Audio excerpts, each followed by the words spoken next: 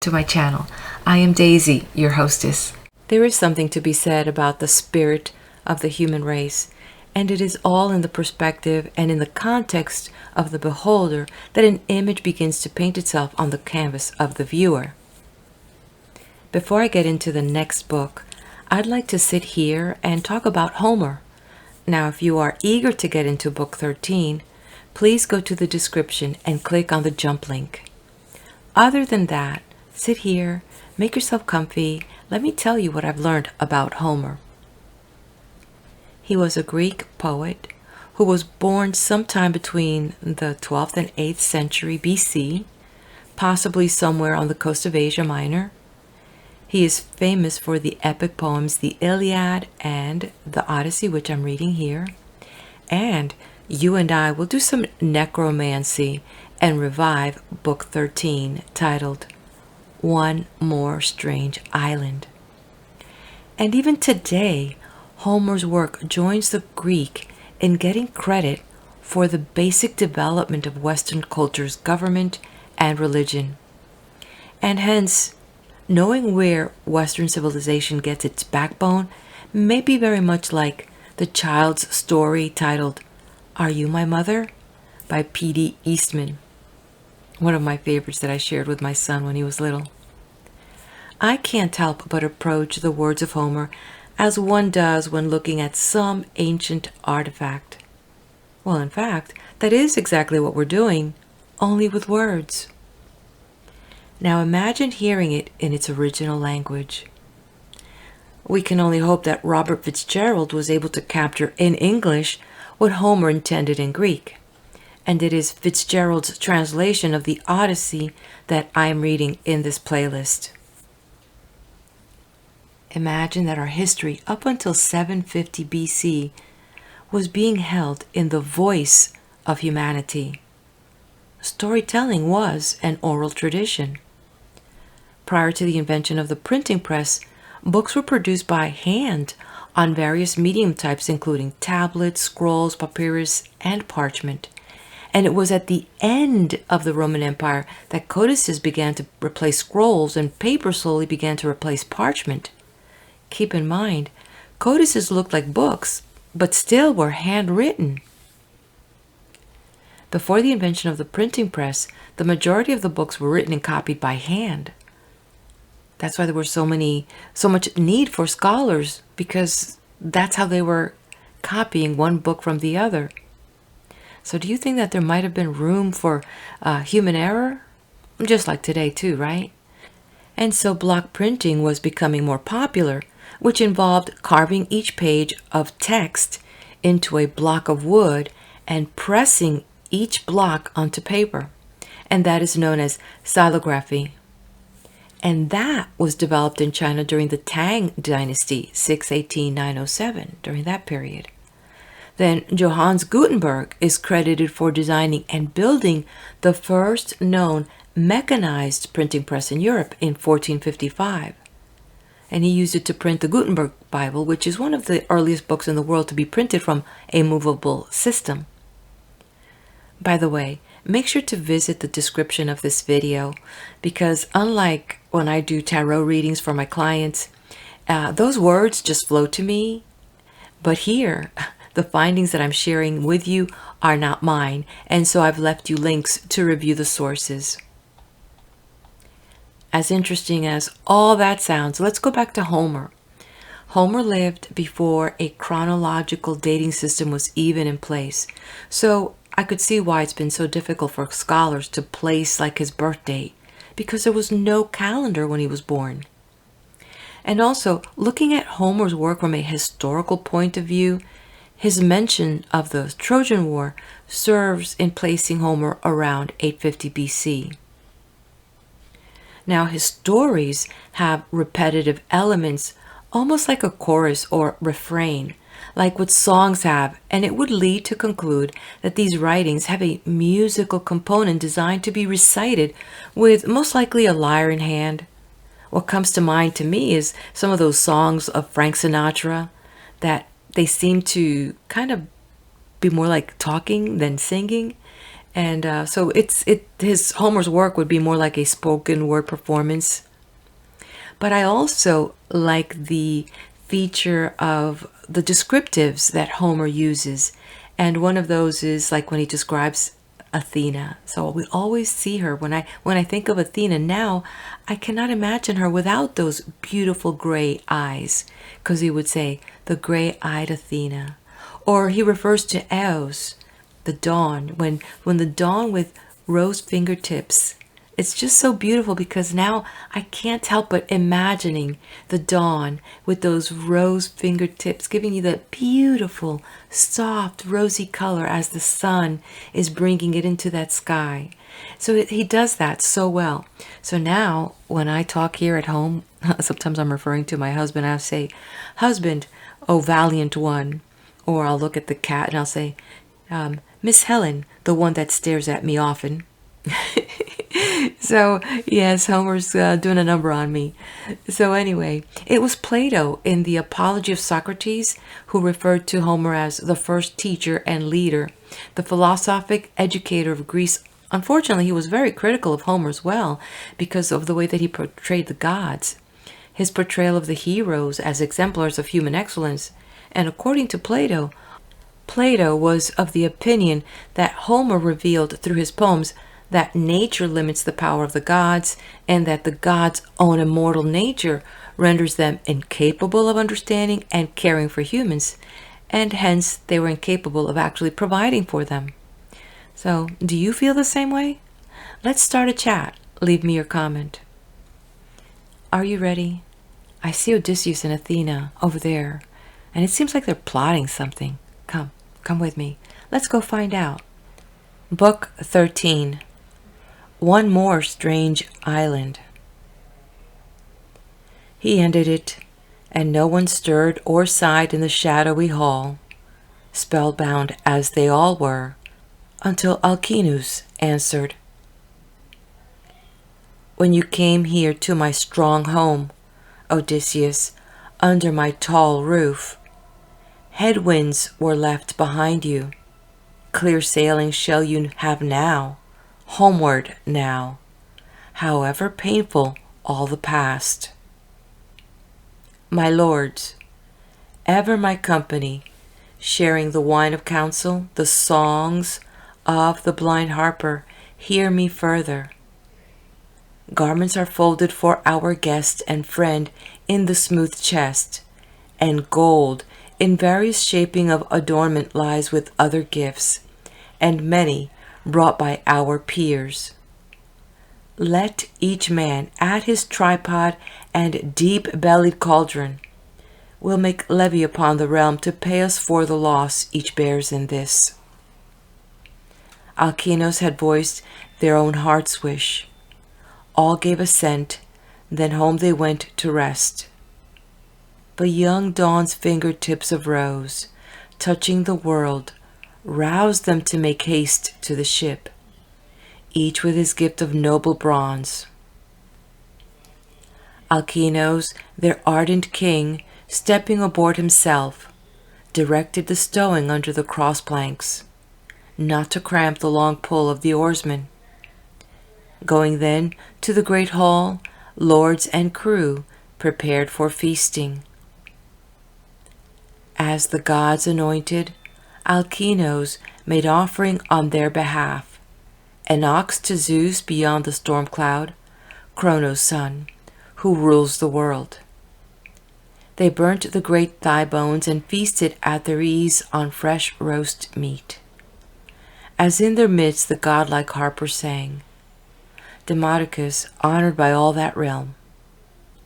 Only Odysseus time and again turned craning toward the sun, impatient for day's end, for the open sea. Just as a farmer's hunger grows behind the bolted plow and share all day afield, drawn by his team of wine-dark oxen, sundown and venison for him, sending him homeward stiff in the knees from weariness to dine. Just so, the light on the sea-rim gladdened Odysseus, and as it dipped, he stood among the Phaeacians, turned to Alcinous, and said, O king, and admiration of your people. Give me farewell, and stain the ground with wine. My blessings on you all. This hour brings fulfillment to the longing of my heart. A ship for home, and gifts the gods of heaven make so precious and so bountiful. After this voyage, God grant I find my own wife in my hall, with everyone I love best, safe and sound. And may you, settled in your land, give joy to wives and children. May the gods reward you every way, and your realm be free of woe. Then all the voices rang out, Be it so, and well spoken, and let our friend make sail. Whereon Alcinous gave command to his crier, Fill the wine bowl, Pontonous, mix and serve. Go the whole round, so may this company invoke our father Zeus and bless our friend, sea-born tonight and bound for his own country. Pontonous mixed the honey-hearted wine and went from chair to chair, filling the cups. Then each man where he sat poured out his offering to the gods in bliss who owned the sweep of heaven. With gentle bearing Odysseus rose and placed his double goblet in Orestes' hands, saying, Great Queen, farewell. Be blessed through all your days till age comes on you, and death last end for mortals after age.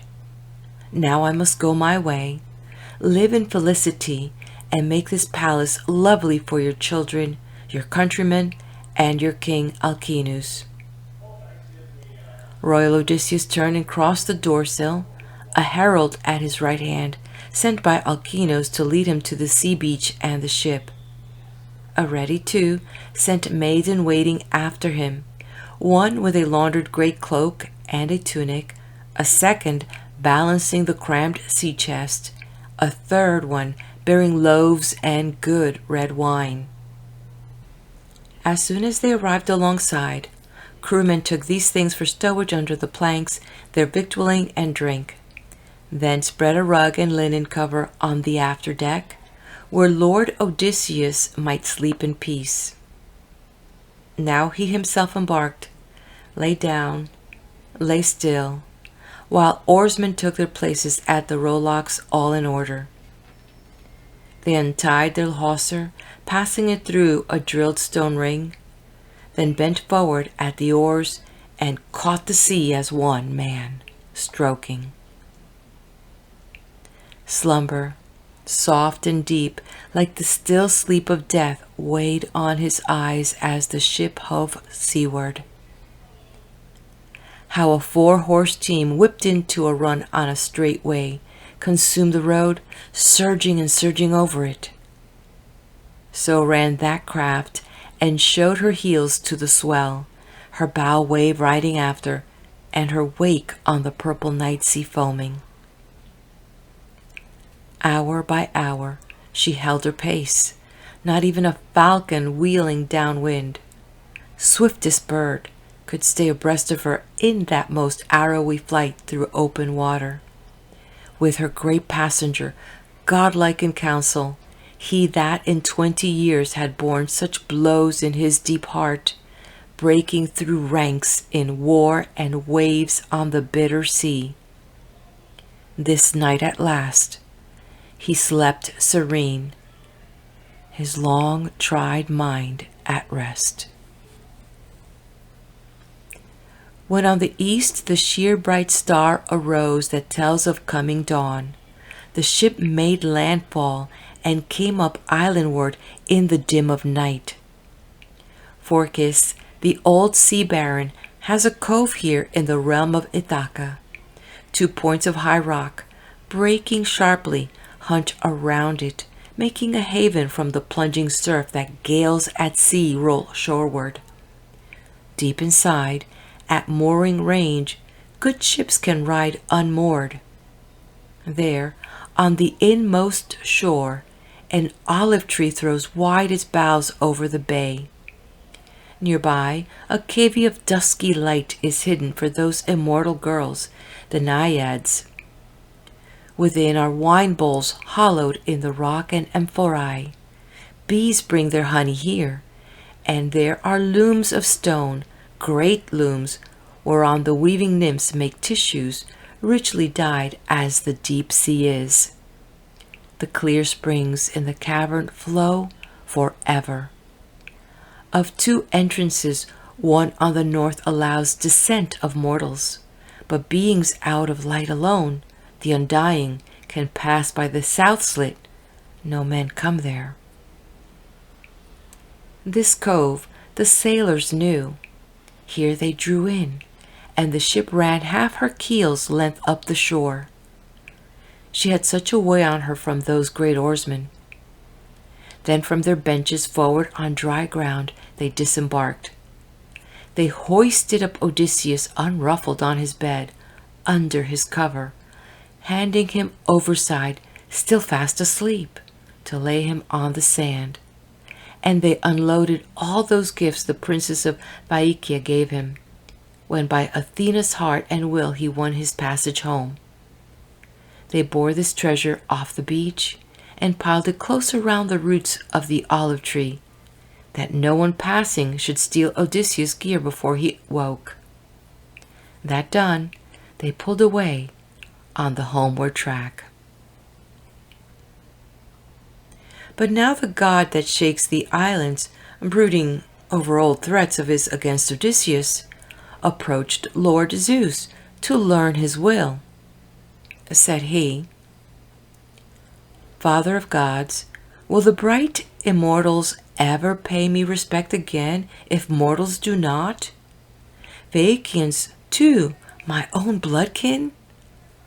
I thought Odysseus should in time regain his homeland. I had no mind to rob him of that day. No, no, you promised it, being so inclined. Only I thought he should be made to suffer all the way. But now these islanders have shipped him homeward, sleeping soft, and putting him on Ithaca, with gifts untold of bronze and gold, and fine cloth to his shoulder. Never from Troy had he borne off such booty if he had got home safe with all his share." And then Zeus, who drives the storm cloud, answered, sighing, "Gods of horizons, making earth's underbeam tremble, why do you grumble so? The immortal gods show you no less esteem, and the rough consequence would make them slow to let barbs fly at their eldest and most noble. But if some mortal captain, overcome by his own pride of strength, cuts or defies you, are you not always free to take reprisal? Act as your wrath requires, and as you will." Now said Poseidon, god of earthquake, God of the stormy sky, I should have taken vengeance, as you say, and on my own, but I respect and would avoid your anger. The sleek Phaeacian cutter, even now, has carried out her mission and glides home over the misty sea. Let me impale her, end her voyage, and end all ocean crossing with passengers, then heave a massive mountain in a ring around the city." Now Zeus, who drives the storm cloud, said benignly, "Here's how I should do it, little brother. When all who watch upon the wall have caught sight of the ship, let her be turned to stone, an island like a ship, just off the bay. Mortals may gape at that for generations, but throw no mountain round the seaport city." When he heard this, Poseidon, god of earthquake, departed for Scheria, where the Phaeacians are born and dwell. There, ocean-going ship he saw already near, heading for harbor. So up behind her swam the island shaker and struck her into stone, rooted in stone, at one blow of his palm. Then took to the open sea. Those famous ship handlers, the Phaeacians, gazed at each other, murmuring in wonder. You could have heard one say, "Now who in thunder has anchored, moored that ship in the seaway, when everyone could see her making harbor?" The god had wrought a charm beyond their thought, but soon Alkinoos made them hush, and told them, "This present doom upon the ship, on me, my father prophesied in the olden time. If we gave safe conveyance to all passengers, we should incur Poseidon's wrath," he said, "whereby one day a fair ship, manned by Phaeacians, would come to grief at the gods' hands, and great mountains would hide our city from the sea. So my old father forecast. Use your eyes. These things are even now being brought to pass. Let all here abide by my decree.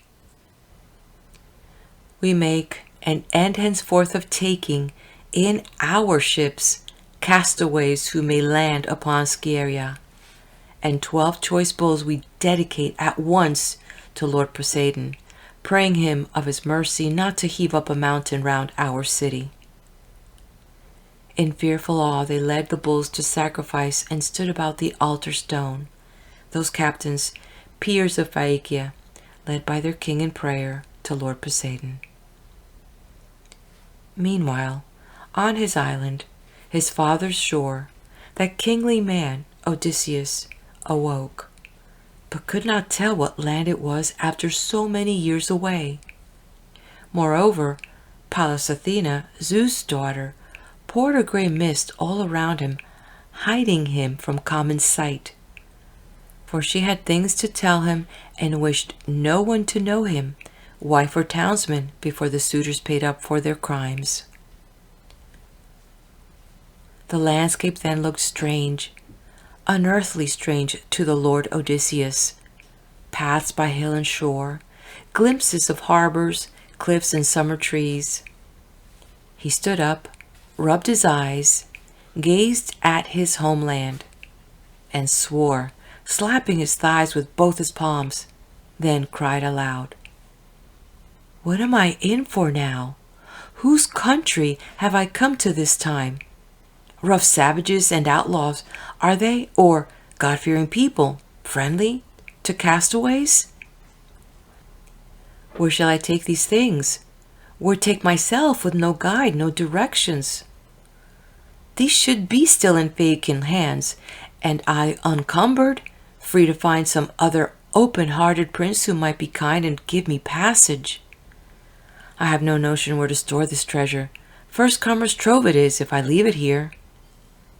My lords and captains of Phaeacia were not those decent men they seemed, not honorable, landing me in this unknown country. No, by God, they swore to take me home to Ithaca, and did not. Zeus, attend to their reward. Zeus, patron of petitioners, who holds all other mortals under his eye. He takes payment from betrayers. I'll be busy. I can look through my gear. I shouldn't wonder if they pulled out with part of it on board." He made a tally of his shining pile, tripods, cauldrons, cloaks, and gold, and found he lacked nothing at all. And then he wept, despairing, for his own land, trudging down beside the endless wash of the wide, wide sea, weary and desolate as the sea. But soon Athena came to him from the nearby air, putting a young man's figure on, a shepherd, like a king's son, all delicately made. She wore a cloak in 2 folds off her shoulders, and sandals bound upon her shining feet. A hunting lance lay in her hands. At sight of her, Odysseus took heart, and he went forward to greet the lad, speaking out fair and clear. "Friend, you are the first man I've laid eyes on here in this cove. Greetings. Do not feel alarmed or hostile coming across me. Only receive me in safety with my stores. Touching your knees, I ask it, as I might ask grace of a god. Oh, sir, advise me. What is this land and realm? Who are the people? Is it an island all distinct, or part of the fertile mainland sloping to the sea? To this gray-eyed Athena answered, Stranger, you must come from the other end of nowhere, else you are a great booby, having to ask what place this is. It is no nameless country. Why, everyone has heard of it. The nations over on the dawn side, toward the sun, and westerners in cloudy lands of evening.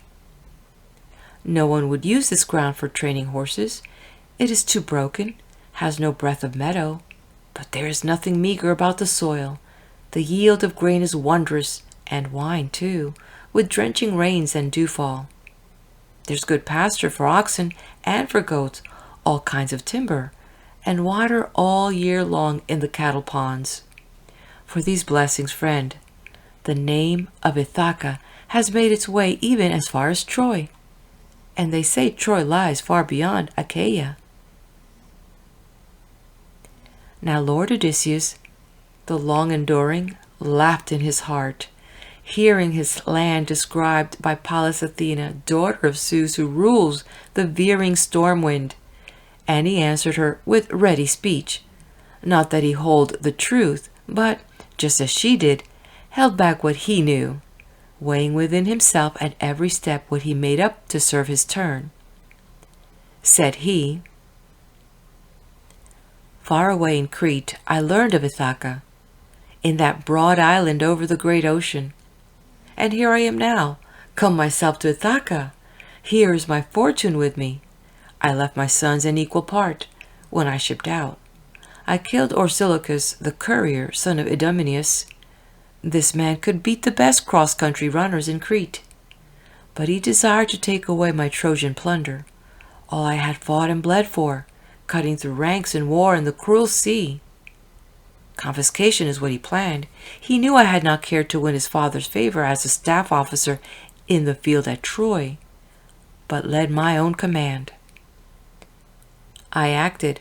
I hid him with a spear cast from a roadside as he came down from the open country. Murky night shrouded all heaven and the stars. I made that ambush with one man at arms. We were unseen. I took his life in secret, finished him off with sharp sword. That night I found asylum on a ship offshore skippered by gentlemen of Phoenicia. I gave them all they could wish, out of my store of plunder, for passage and for landing me at Pylos or Ellistown, where the Epeioi are in power. Contrary winds carried them willy-nilly past that coast. They had no wish to cheat me, but we were blown off course. Here, then, by night we came, and made this haven by hard rowing, all famished, but too tired to think of food. Each man dropped in his tracks after the landing, and I slept hard, being wearied out.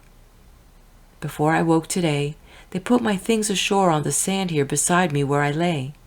They re-embarked for Sidon, that great city. Now they are far at sea, while I am left forsaken here. At this the gray-eyed goddess Athena smiled, and gave him a caress, her looks being changed now, so she seemed a woman, tall and beautiful, and no doubt skilled at weaving splendid things. She answered briskly, Whosoever gets around you must be sharp and guileful as a snake. Even a god might bow to you in ways of dissimulation. You chameleon, bottomless bag of tricks! Here in your own country would you not give your stratagems a rest or stop spellbinding for an instant? You play a part as if it were your own tough skin. No more of this, though. Two of a kind we are, contrivers both. Of all men now alive, you are the best in plots and storytelling. My own fame is for wisdom among the gods, deceptions too. Would even you have guessed that I am Pallas Athena, daughter of Zeus? I that am always with you in times of trial, a shield to you in battle, I who made the Phaeacians befriend you to a man? Now I am here again to counsel with you, but first to put away those gifts the Phaeacians gave you at departure. I planned it so. Then I can tell you of all the gall and wormwood it is your lot to drink in your own hall. Patience, iron patience you must show. So give it out to neither man or woman that you are back from wandering. Be silent under all injuries, even blows from men. His mind ranging far, Odysseus answered, Can mortal man be sure of you on sight, even a sage, O mistress of disguises? Once you were fond of me, I am sure of that, years ago, when we Achaean made war in our generation upon Troy. But after we had sacked the shrines of Priam and put to sea, God scattered the Achaeans. I never saw you after that, never knew you aboard with me, to act as shield in grievous times, not till you gave me comfort in the rich hinterland of the Phaeacians, and were yourself my guide into that city. Hear me now in your father's name, for I cannot believe that I have come to Ithaca. It is some other land. You made that speech only to mock me and to take me in. Have I come back in truth to my home island? To this the grey-eyed goddess Athena answered, Always the same detachment. That is why I cannot fail you in your evil fortune, cool-headed, quick, well-spoken as you are. Would not another wandering man in joy make haste home to his wife and children? Not you, not yet. Before you hear their story, you will have proof about your wife. I tell you, she still sits where you left her, and her days and nights go by forlorn in lonely weeping. For my part, never had I despaired. I felt sure of your coming home, though all your men should perish. But I never cared to fight Poseidon, father's brother, in his baleful rage with you for taking his son's eye. Now I shall make you see the shape of Ithaca. Here is the cove the sea lord Phorcys owns. There is the olive spreading out her leaves over the inner bay, and there the cavern dusky and lovely, hallowed by the feet of those immortal girls, the Naiads, the same white cave under whose vault you came to honor them with hecatombs, and there Mount Neon, with his forest on his back. She had dispelled the mist, so all the island stood out clearly. Then, indeed, Odysseus' heart stirred with joy. He kissed the earth, and lifting up his hands, prayed to the nymphs. O slim Naiads, young maids of Zeus, I had not thought to see you ever again. O listen smiling to my gentle prayers, and will make offering plentiful as in the old time. Granted I live, granted my son grows tall, by favor of great Athena, Zeus's daughter, who gives the winning fighter his reward. The great-eyed goddess said directly, Courage, and let the future trouble you no more. We go make a cachet now in the cave, to keep your treasure hid.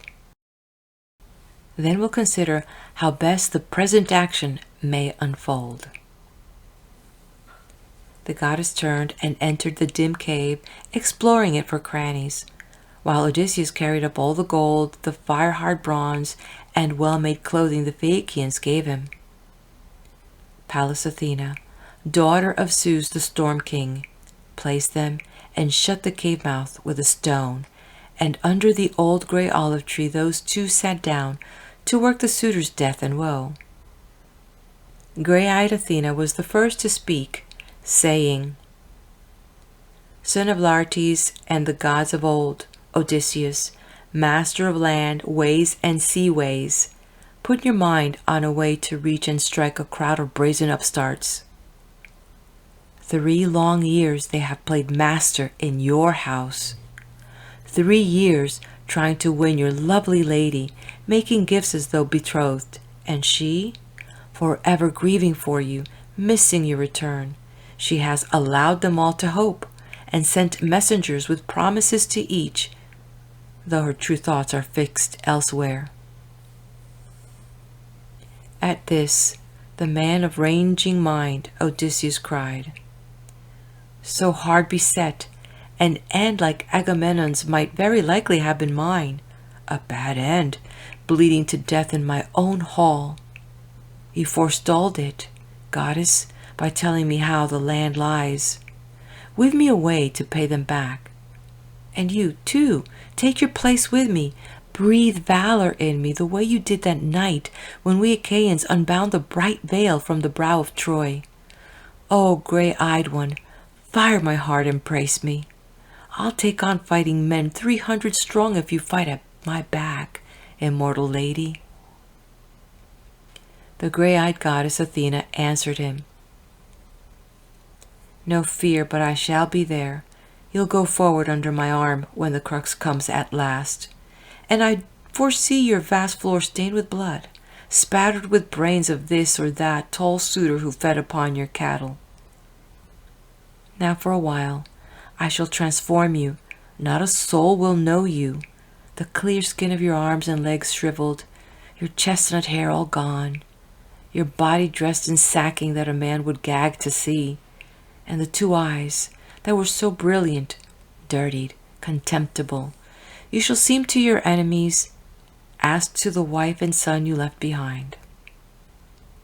But join the swineherd first, the overseer of all your swine, a good soul now as ever, devoted to Penelope and your son. He will be found near Raven's Rock and the well of Arethusa, where the swine are pastured, rooting for acorns to their heart's content, drinking the dark, still water. Boar flesh grows pink and fat on that fresh diet. There stay with him and question him while I am off to the great beauty land of Sparta, to call your son Telemachus home again. For you should know, he went to the wide land of Lacedaemon, Menelaus' country, to learn if there were news of you abroad. Odysseus answered, Why not tell him, knowing my whole story as you do? Must he traverse the barren sea, he too, and live in pain, while others feed on what is his? At this, the gray-eyed goddess Athena said, No need for anguish on that lad's account. I sent him off myself, to make his name in foreign parts. No hardship in the bargain, taking his ease in Menelaus' mansion, lapped in gold. The young bucks here, I know, lie in wait for him in a cutter, bent on murdering him before he reaches home. I rather doubt they will. Cold earth instead will take in her embrace a man or two of those who fed so long on what is his. Speaking no more, she touched him with her wand, shriveled the clear skin of his arms and legs, made all his hair fall out, cast over him the wrinkled hide of an old man, and bleared both his eyes that were so bright. Then she clapped on an old tunic, a foul cloak upon him, tattered, filthy, stained by greasy smoke, and over that a mangy big buckskin. A staff she gave him, and a leaky knapsack with no strap but a loop of string. Now then, their colloquy at an end, they went their ways. Athena toward illustrious Lacedaemon, far over sea, to join Odysseus' son. End of Book 13. Join me at the next video for the next book titled Hospitality in the Forest.